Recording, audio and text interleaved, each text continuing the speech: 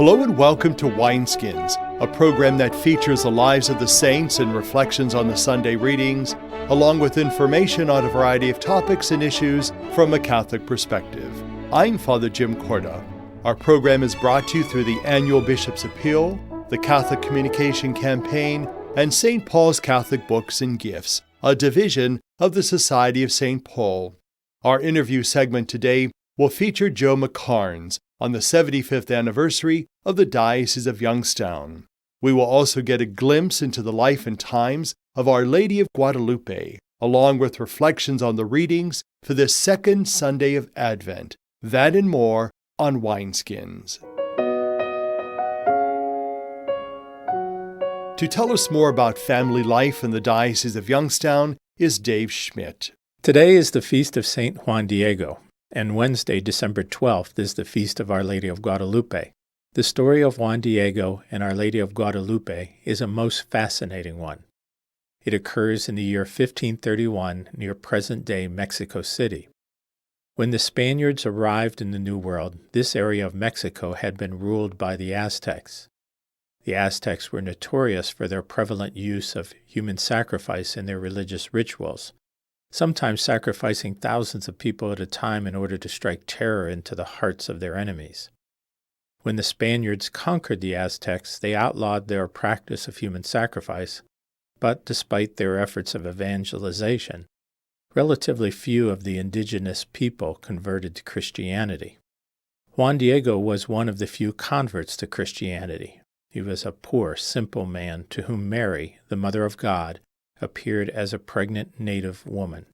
In the course of the apparitions, Mary sent Juan Diego with miraculous flowers in his tilma, or cloak, to tell the local bishop to build a church where people could receive her son.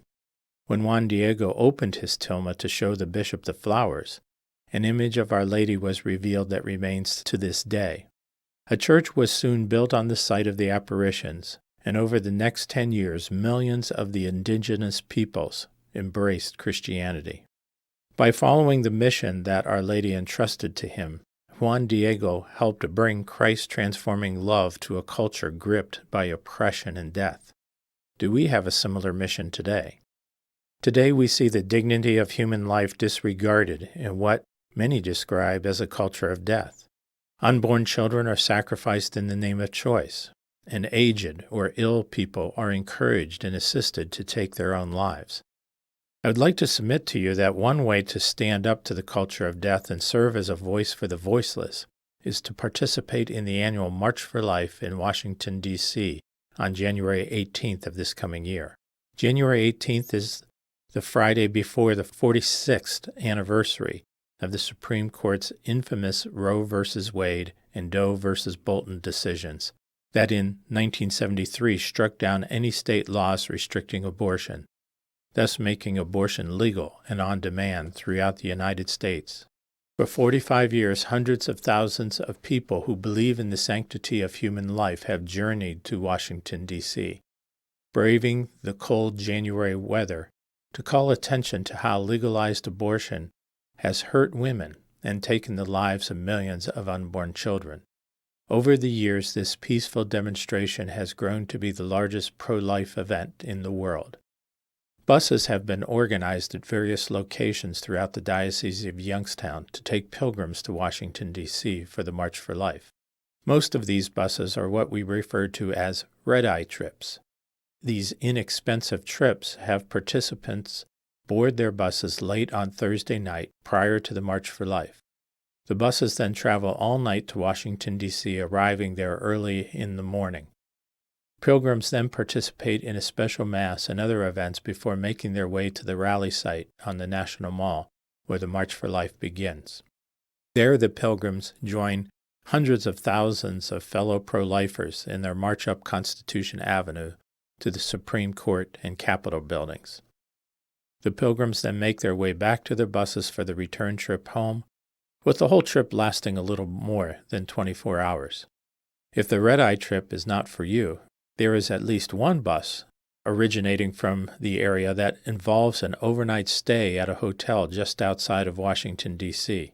Information may be obtained by contacting the Office of Pro-Life, Marriage, and Family Life at the Catholic Diocese of Youngstown at 330-744-8451, or by going to the website for the Diocese of Youngstown at www.doy.org.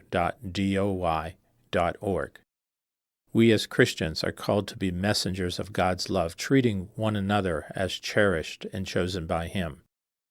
In doing so, we help build a culture that respects all human life. Thus, like Juan Diego, let us embrace our mission and do our part to help others encounter God's transforming, life-giving love. For Wineskins, this is Dave Schmidt. The Feast of Our Lady of Guadalupe is celebrated on Wednesday. To tell us more is Lou Jacquet. He is from St. Brendan Church in Youngstown. Under the title of Our Lady of Guadalupe, the Blessed Virgin Mary was named patron of Mexico by Benedict XIV, who ordered a special Mass in her honor. Under the same title, she is patron of Latin America and the Philippines. In 1945, Pope Pius XII stated that the Virgin of Guadalupe is the Queen of Mexico and Empress of the Americas. The focal point of the Basilica at Guadalupe, Mexico, is the miraculous portrayal of the Blessed Virgin Mary as the Immaculate Conception. Juan Diego, a Catholic Indian aged 55, was hastening to Mass down the famous Tepeyac Hill on December 9, 1521. The Blessed Virgin appeared to him and told him to tell the bishop to have a temple built on that spot in her honor. After hearing the message, the bishop told Juan Diego to ask for a sign. At daybreak on December 12th, Juan Diego was running to get a priest to give the last rites to an uncle who was dying. Again, Mary appeared, reassured Diego about his uncle, who was cured at that moment, and bade him go to the bishop. Obedient to the bishop's previous request, Juan asked for a sign, and Mary told him to go up into the rocks and gather roses. He knew that December was not the time for roses, but he did as commanded and filled his cloak with fresh roses. Appearing before the bishop, he opened the cloak and let the roses fall out. Then, to the bishop's amazement, he saw the figure of the Blessed Virgin Mary impressed on the inside of the cloak. Today, a magnificent basilica in honor of Our Lady of Guadalupe is one of the most frequented Marian shrines in the Catholic world. This feast is also celebrated in the United States because of the close link between the United States and Mexico. Juan Diego has been canonized, and his feast is celebrated on December 9th. The opening prayer of the Mass states that God has blessed the Americas by the apparition of the Blessed Virgin Mary at Tepeyac, Mexico. As France was honored by the Blessed Virgin at Lourdes and Portugal at Fatima, so all the Americas, north and south, have been blessed by her appearance as Our Lady of Guadalupe. Her shrine should serve as a magnet to attract all who are devoted to the Blessed Mother. This feast is particularly relevant to the situation in the world today, when so many tensions have resulted from ethnic, religious, or nationalistic differences. For Wineskins, I'm Lou Jacquet. I'm talking with Joe McCarns. In the book, I know, Joe, if you open up the cover, there's some beautiful photographs of the parish, but also of another photograph. Tell us about those pictures. The one is a painting. The one's a picture of the church, but the one is a painting that our Knights of Columbus Council commissioned a lady by the name of Marge Blackburn. She's actually a few miles away, and she goes to Summitville.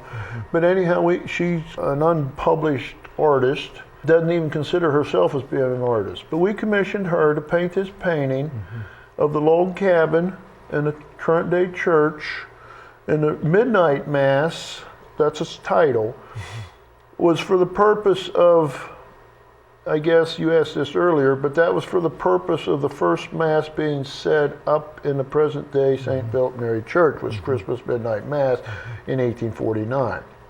Now we want to take the log cabin in the front in the picture and radiate up into the church at a midnight Mass. Now, this painting, when we commissioned her to do this, is now in New Haven, Connecticut, in the Knights of Columbus Museum as a representative for the whole state of Ohio. And the Knights of Columbus Museum up there is a public museum, so anybody can go up there and see this. It's in the Gallery of States portion of the museum, and there's a lot of things up there, so if you ever do get up there, that would be or anybody, go look, check this out. To know that that's a piece of our Youngstown Diocese history. Right, exactly. Clear up there in New Haven, Connecticut. Sure. So I'd like you to talk now about the log cabin. We had a wonderful opportunity when we were there with our film crew to get some wonderful shots of the inside, the outside. Tell us about the log cabin and the significance about it and how they actually used it for a church. well, the log cabin was actually the home, the house of Daniel and Margaret McAllister. And due to them and the group of McAllisters where this originally was, they opened their house, home, up to be used as a church when the priest would come around and do his sacramental duties, of whatever they were or needed. And that's basically how it happened. And used that for approximately 3 years till they built the little brick church of St. Paul's. And then that's how it fit right in there. Okay. And then as time went on, and parish grew and grew and grew because it was kind of the focal point of the whole area around there at the time. And then the Sandy Beaver and Canal come along, and there are a huge influx of Irish and German people for building the canal, stone cutters and all. And then they had a need to build a bigger church. Knowing this, there was a division amongst them whether to build a bigger church where it was at, which was a couple miles out of town there by the cemetery, or build a bigger church in town where it's at now. That divided the congregation. Sure. So what happened was the group then that wanted to build in town did, and it's called St. Philip Neri.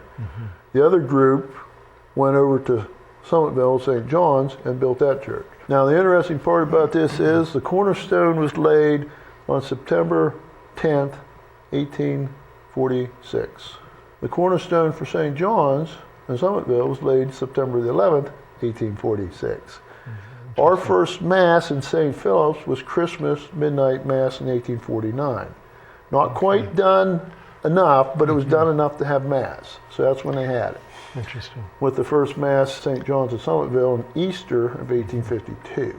So this was a major undertaking back then. And it took time, and you know, people didn't have much money. Right. You know, we look at today's standards and think, well, that's cheap. No, it was entirely extremely expensive back then. So, but the log cabin is preserved.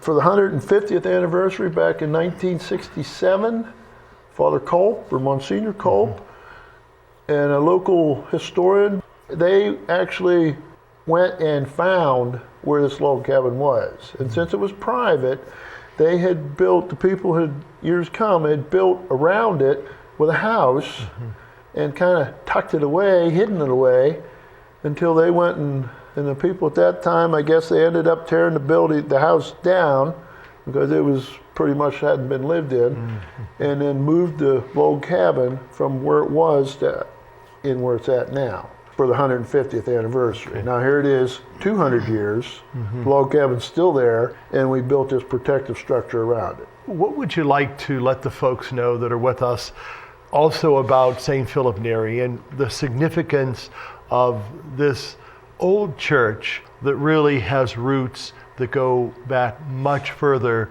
than 1817 when you think about it? Yes. There's a lot of history here. You can see it firsthand. The chest of drawers or the altar that was used by Father Fenwick in 1817 is still there today.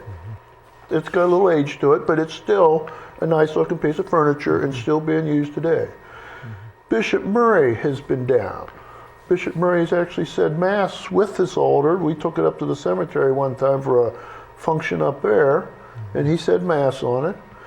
And also, I want to note too that we have as far as the tours goes, I've taken Bishop Murray on tours before, and he enjoys it very, very much. So these are, what do I call them, high-quality tours. So I invite you all to come down, or everybody, and call me ahead of time. And we have a website, and I'm going to do my best to help preserve this legacy and history as time goes on into the future. Well, Joe McCarns, we certainly appreciate your presence on our show today for continuing the legacy of St. Philip Neri Church in Dungannon, but also for sharing your life, your faith, your dedication to God. So thank you very much for being with us. Thank you for having me. And thank you for being with us. Have a good day, and God be with you. For more information on that topic and other related issues, and to listen to Wineskins, visit the website of the Catholic Diocese of Youngstown at www.doi.org. Stay with us. We'll be right back. It was in Dungannon, Ohio, in Columbiana County, that one of the first group of Catholics settled. St. Philip Neri, the first parish in all northern Ohio, was founded in 1817 under the title of St. Paul's Settlement. It was to visit this settlement that Father Edward Fenwick, the Apostle of Ohio, made his first trip to northern Ohio. 4 years later, Cincinnati was chosen as the see city in the state of Ohio, and Fenwick was selected as the first bishop. Today, St. Philip Neri remains the oldest parish in the Diocese of Youngstown, but it is also one of the smallest. Congratulations, Catholic Diocese, for celebrating 75 years with pride in the past and faith in the future.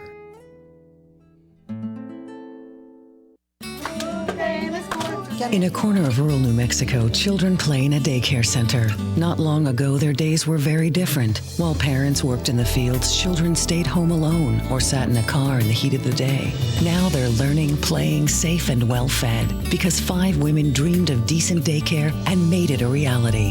1 in 6 American children lives in poverty, but we can help them live in hope. Find out how at povertyusa.org, a message from the Catholic Campaign for Human Development.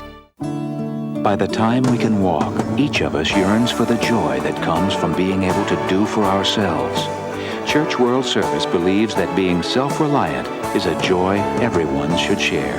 So around the block or around the world, share the joy. Church World Service. Our song today is from the CD entitled A Kellenberg Memorial Christmas. It is by the Kellenberg Memorial High School Choir.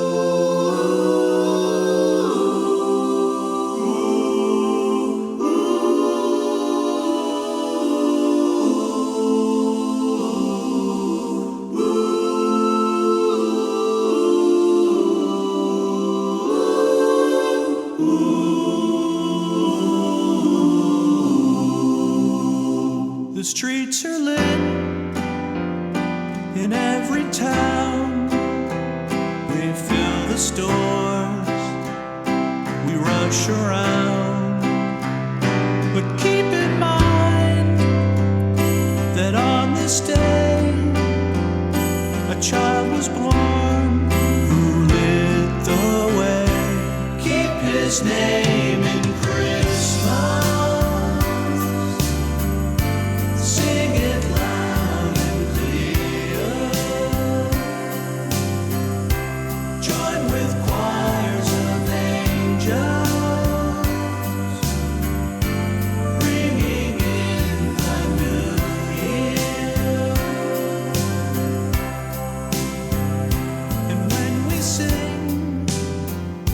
Of gifts and toys,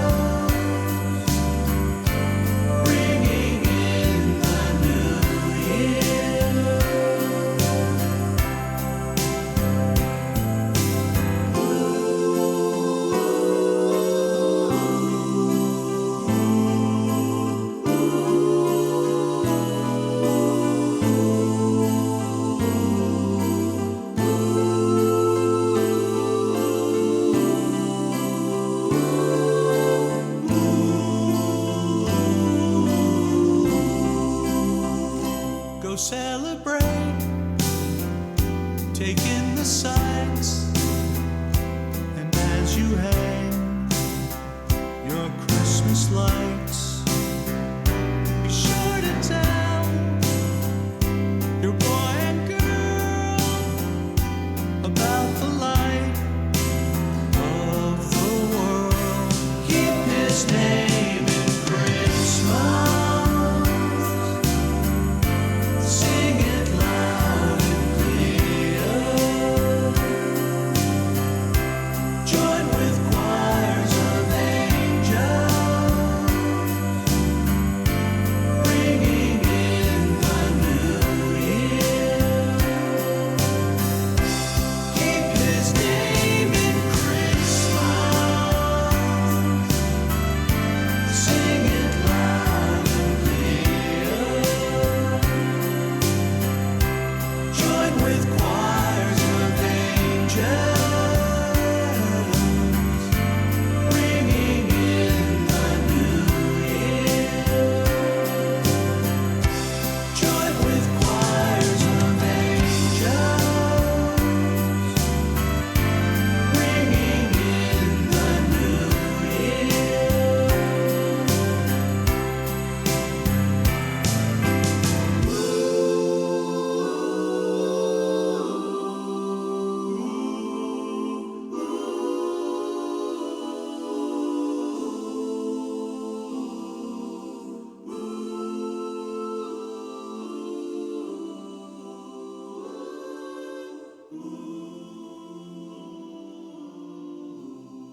Our scripture reflection for the second Sunday of Advent will be done by Father Bill Loveless. He is pastor of St. Brendan Church in Youngstown. I don't know if you've ever liked to read science fiction, but I do. And I especially like a story that allows characters to be transported back into the past because I would like to do that. I would love to talk to some historical figures, especially some of the saints, and find out what really made them tick. St. Paul would have to be first on my list, but then I would also like to talk to St. Francis of Assisi and St. Teresa of Avila. But I don't think I'm the only one who is fascinated by historical figures.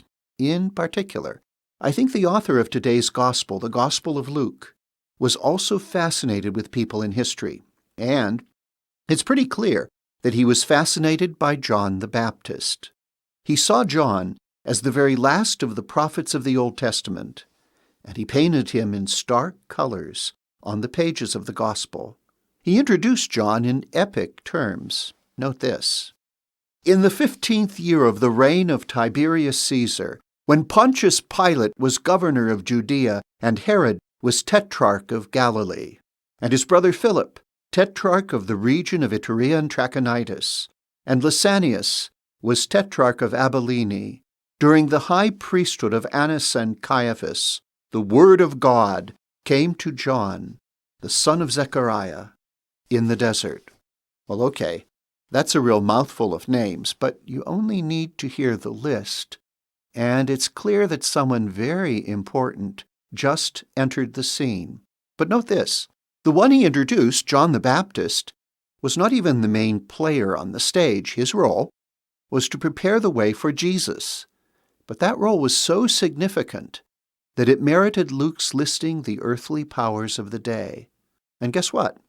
We each have a role to play too. Now, not like that of John the Baptist to prepare the way for Jesus' coming, but a role preparing the way for Jesus to come again at the end of time. That's why we hear from St. Paul's letter to the Philippians today. He tells us clearly what we need to do. He writes, "This is my prayer, that your love may increase ever more and more in knowledge and every perception, to discern what is of value, so that you may be pure and blameless for the day of Christ." He prays that in our love, we may also grow in wisdom and prudence to be able to evaluate in our world what is of God and what is worthwhile, so that we may be ready for Jesus to come again. Now, unfortunately, there is a lot in our world that is not godly and not worthwhile. But we need to cling to what is good so that we can keep our eyes on Jesus. But that's not a dour and humorless task. No. Waiting for Jesus should fill us with joy. And so we hear from the prophet Baruch. The reading begins, Jerusalem, take off your robe of mourning and misery. Put on the splendor of glory from God forever. The message from God was about God's bringing his people back from exile to their ancestral home. And it was a message of great joy. But for us too, the message should fill us with joy. Jesus came to ancient Galilee and Judea when John the Baptist announced his coming. But he is also present right here with us in every time and every place. And that is still not all. One day, he will come again in glory. And so we need to keep preparing our hearts, our lives, and our world for his coming. So is that joyful news? You bet it is. For Wineskins, I'm Father Bill Loveless. God delights in unlikely messengers like John the Baptist.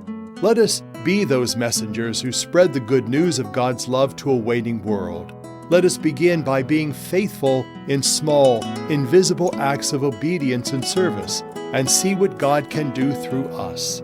Wineskins is made possible by the annual Bishop's Appeal, the Catholic Communication Campaign, and St. Paul's Catholic Books and Gifts. Wineskins is produced by CTNY, the Catholic Telecommunications Network of Youngstown. I'm Father Jim Korda, thanking you for being with us. Have a blessed Sunday, and may God be with you.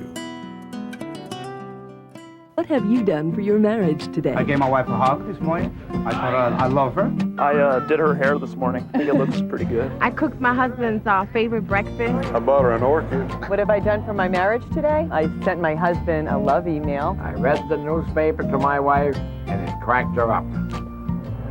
But she's still laughing. What have you done for your marriage today? Make a change for the better. Need help? Go to foryourmarriage.org, a message from the Catholic Church. They say America is the land of opportunity, but for some, life isn't so easy. Right now in America, 1 in 6 children lives below the poverty line. That's nearly 13 million children of all races, all across our country. Where do you draw the line and get involved? You can make a difference in more ways than you think. Go to povertyusa.org today, because 1 in 6 children in poverty is one too many. A message from the Catholic Campaign for Human Development.